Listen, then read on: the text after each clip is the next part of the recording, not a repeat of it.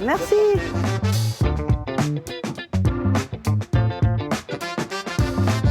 Lui, il s'appelle Fantomas. Mon mari me l'a offert, François, pour mes 50 ans.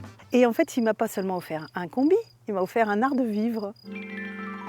J'ai passé une partie de mon adolescence au Maroc avec des Québécois qui vivaient avec leur van dans les véhicules comme ceux-là. Et on allait à la plage, à l'océan, en van. Ce combi vient de l'Oregon. Il a été aménagé par Riviera Motors à Portland. La peinture a été refaite à l'identique. Il est complètement d'origine à l'intérieur. Et pourquoi un véhicule américain et pas européen? Alors au départ, on cherchait en Europe. Les véhicules français étaient tout rouillés à cause du sel sur les routes. Alors qu'aux États-Unis, il n'y a pas de sel sur les routes. Il était en Californie, donc pas rouillé. C'est un 1800 cm3. C'est une motorisation, il me semble, sur les véhicules américains qui a été faite pendant les 2 années 74 et 75. C'est ni plus ni moins qu'une coccinelle avec un moteur refroidi par air à l'arrière. Ce véhicule a un capital sympathie incroyable, incroyable. Il n'y a que des sourires au bord de la route. Les gens nous font coucou et ça c'est vraiment agréable. Dès qu'on se pose quelque part, il y a toujours quelqu'un qui vient nous raconter son enfance. Pas de direction assistée, oui, mais bon, tout va bien. C'est sportif, c'est joyeux, ça rebondit. Zébulon, tournicoton. On peut passer dans des tas de petits chemins, on va dans des campings de temps en temps. Et puis on peut dormir aussi dans d'autres petits endroits très beaux, très calmes. On essaye de ne pas déranger les gens, on leur demande toujours si on peut se garer à tel ou tel endroit. On voit un joli petit endroit, on sait qu'avec un véhicule comme ça, on ne va pas le défigurer. Quand on l'a acheté, il était toujours en Neptune Blue, sa robe d'origine. On a ajouté un cache-roue. La peinture ici a été faite par Jean Do, qui est un lettreur hors norme, filé au traînard, qui travaille sur les véhicules de collection. On lui a confié notre véhicule avec un esprit psychédélique. On lui a laissé le combi une semaine. Et quand on le retrouve, c'est encore plus joli que ce qu'on croyait. Là, il y a un petit détail.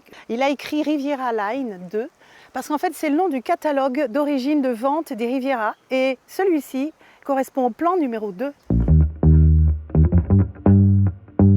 Les écorpaisons de particules qui nous font rentrer un peu plus d'air frais dans le moteur. Et ça peut contribuer à baisser la température de 10 degrés. Maintenant, ça peut avoir un effet inverse. Si on roule en hiver, ça le refroidit beaucoup plus vite. Ça monte bien les côtes, ça? Très bien, en première, tranquille. Et un frein moteur exceptionnel. Et il est où le moteur? Il est là, à l'arrière, refroidi par air.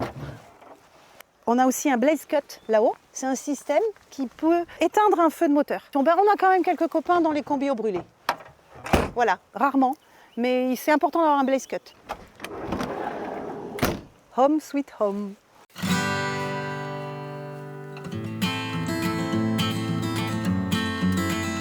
La cuisine, voilà 2 grands feux.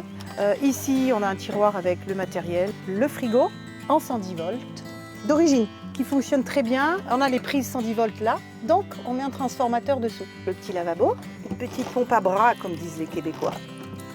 Et là, on a une tablette supplémentaire, voilà, sous l'évier. On rentre beaucoup de choses sous l'évier. En fait, tout ce que vous voyez là est d'origine.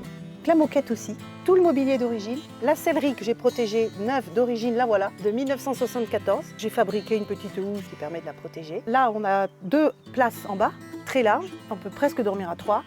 Et en haut, un vrai 2 places. Et ça, Riviera, c'est le premier qui a fait ça dès les premiers combis T2A. Alors que les Westphalia faisaient des lits hamac. On a aussi une penderie là. Au départ, on l'utilisait moyennement, maintenant on met tous nos vêtements dedans. Donc elle contient aussi la douche en kit. J'ai fabriqué un rideau de douche qui épouse le contour du haillon arrière.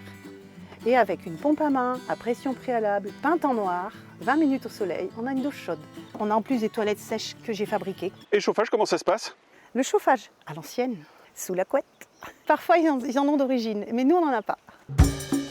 Donc pareil, hein, toutes les mousses, toutes les selleries sont incroyablement en bon état et d'origine. On déplie ceci, on a un grand lit, presque plus grand que celui de la maison. T'as quand même un Casimir. Et tu sais que Casimir, il est de 74, donc c'est logique qu'il soit dans le combi. Donc j'enlève les pressions de tous les côtés. Hein.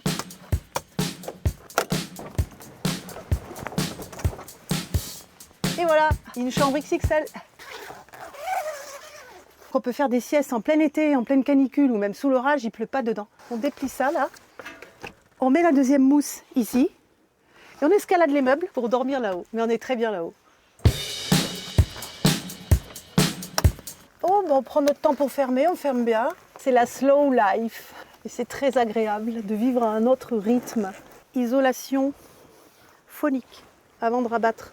Je mets un torchon et ça fait peu de bruit.